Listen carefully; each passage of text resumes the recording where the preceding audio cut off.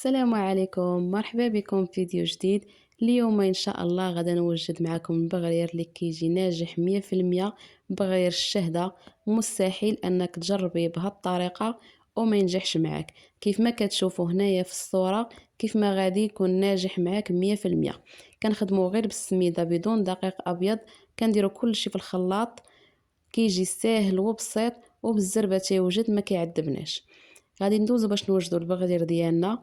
اللي غادي نحتاجوه في الاول، غادي ناخذ الخلاط الكهربائي، غادي نضيفوا 3 الكيسان ديال السميده الرقيقه، السميده اللي كنخدموا بها الحرشه. غادي نضيفوا 3 الكيسان ديال السميده، غادي نضيفوا معلقه صغيره تكون عامره ديال خميره الخبز، ومن بعد غادي نضيفوا معلقه كبيره ديال السكر سنيده، غادي نضيفوا الملحه اللي كتبقى على حسب الذوق. انا هنايا درت ملعقه صغيره ديال الملحه. ومن بعد غادي نضيفوا 2 اكياس من خميره الحلويات بفئه 8 غرام. غادي نديروا الكيس الاول كامل 8 غرام كامله، والكيس الثاني غادي نقصوا منه واحد شويه، بحال غنخدموا غير ب 15 غرام، غادي نقصوا غرام. وغادي نبدا نضيف الماء اللي غنخدموا غيكون دافي من طبيعه الحال.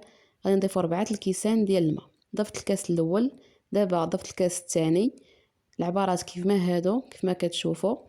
ضفت دابا الكاس الثالث، ودابا نديرو الكاس الرابع. 3 الكيسان ديال السميده كنخدموهم ب4 الكيسان ديال الماء. غادي نطحنوا كلشي في الخلاط الكهربائي مزيان حتى يطحن الخليط مزيان، وغادي نفرغوه فشي اناء